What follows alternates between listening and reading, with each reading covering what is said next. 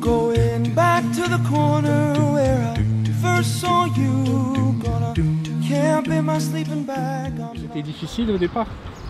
C'est un problème de mentalité, il fallait que je m'adapte. Mais j'avais vu que il y avait tout à faire et j'ai essayé de faire ce que j'ai pu à mon niveau. Parce qu'il y a beaucoup d'MRE maintenant qui essaient de revenir, mais qui restent pas longtemps, ils repartent. Non, mais parce que les mentalités ont changé aussi. Hein. Même les mentalités des MRE.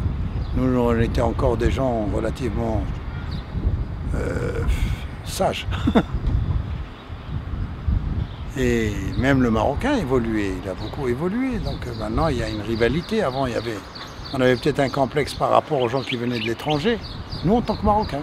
Maintenant, je crois qu'on est un peu leur égal, des fois, même au-dessus, dans certains niveaux.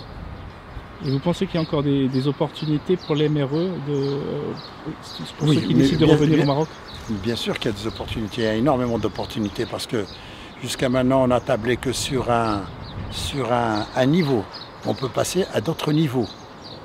Peut-être que ce mariage entre les deux, mais il faut savoir le faire, entre les deux sociétés, peut donner une richesse importante pour le Maroc.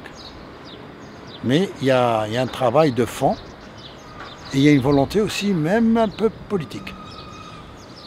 Il faut qu'il y ait au départ un accueil de ces gens-là, de ces investisseurs, parce qu'ils ont des méthodes de travail qu'ils ne vont pas retrouver ici. Et il faut les encadrer le temps qu'ils s'adaptent.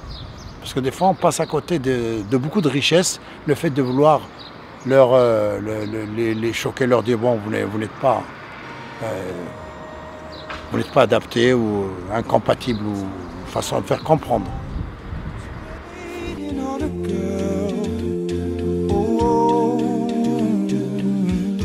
There are no holes in his shoes, but a big hole in his world.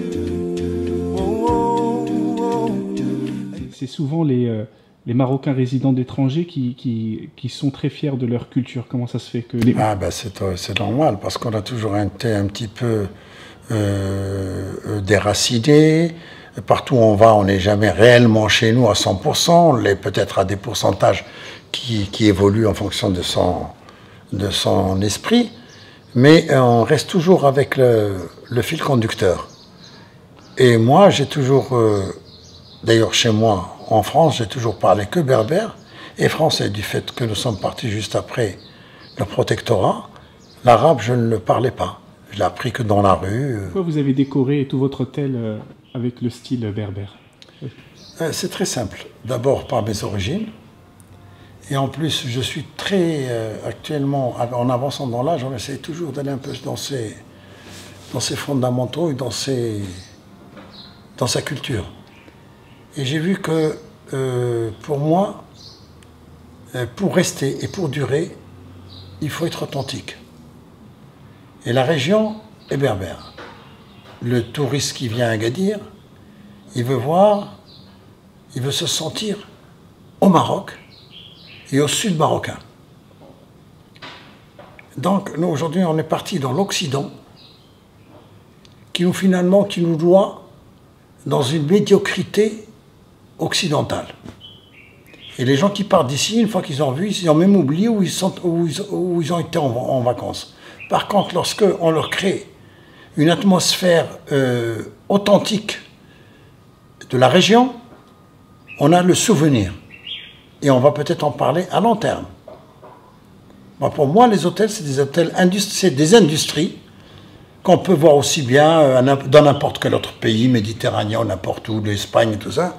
Et on a oublié un peu notre artisanat qui est extrêmement riche, qu'aujourd'hui on exporte, où on nous copie, et nous on reste comme ça, ballon, à attendre que ça se passe.